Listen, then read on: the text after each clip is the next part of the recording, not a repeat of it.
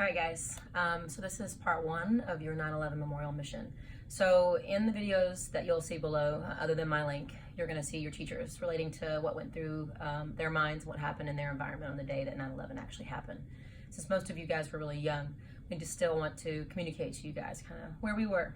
So for those that don't know, I was actually over here. I went to school in Queens, so this is kind of over in this direction. We're staying right now in Manhattan area.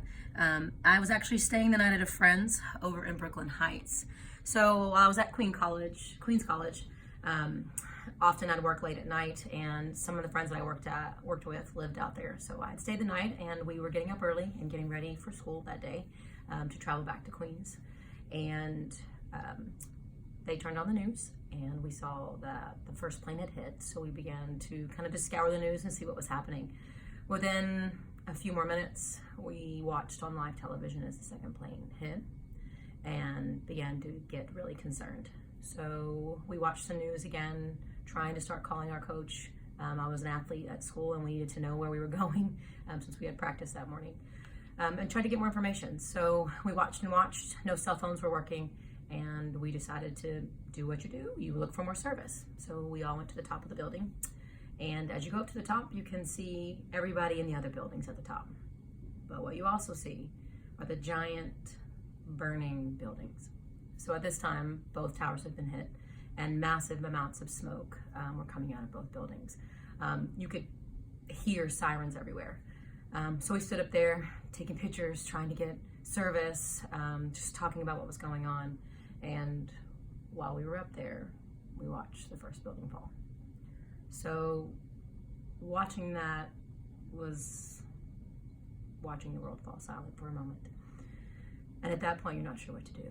And everyone freaks out.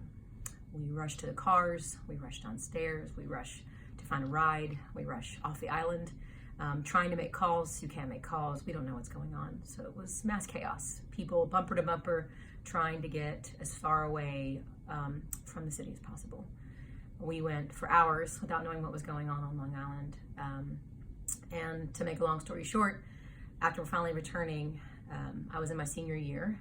I kind of had made that decision already that this would be the end of my academic career in New York. Having been from Houston, I needed a little quieter life. So while I prepared for that, I never went back to Ground Zero. I never went to the memorials, to the lightings. I didn't lose anyone directly connected to me, but it was enough that I wasn't going to be able to handle going back.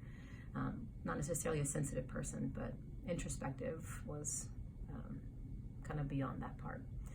So I actually made the attempt to return last year for the first time.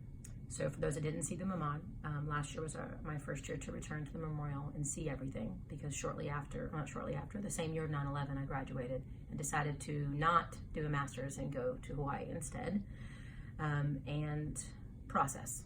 So last year I returned to see the memorial, and you will be hearing from your teachers where they were, but in part two, you're going to be doing a little empathy search. So when I returned last year, one of my very, very good friends lost both his father and his brother at the same time, working in the same office. And I found their names. The names are listed by a letter and a number, and their bios are listed both online and at the kiosks. So in part two of the mission, which you'll see more information, you're going to see a list. In the link will be a list of names. And the names, you'll see a letter and a number. That will tell you not only were they in the South or North Tower, but it'll tell you what their spot is. Your job is to find a name, first or last, that's similar to yours, or maybe someone who just starts with the first name, or maybe a name that sounds interesting to you that you feel connected to. Find their name. Do a little Google search. Find out what they were about. Who did they leave behind? Why were they there? Notice the white and the yellow roses. The yellow roses that are around are for the veterans who served and died. Notice the white roses. The white roses are for people whose birthday it is that day. At least one white rose will be there every single day. All volunteers place the roses each day. And one last thing I want you to look for, as you think about empathy and the sadness that this might have, I want you to find the survivor tree. Because in the end of it all, if you read the story of the survivor tree, it shows you that there's hope everywhere. And though I do want you to feel a little bit of pain, I want you to walk away with an idea of compassion and empathy for those people, but how hope can push through all. So move to part 2 after you watch your teacher videos.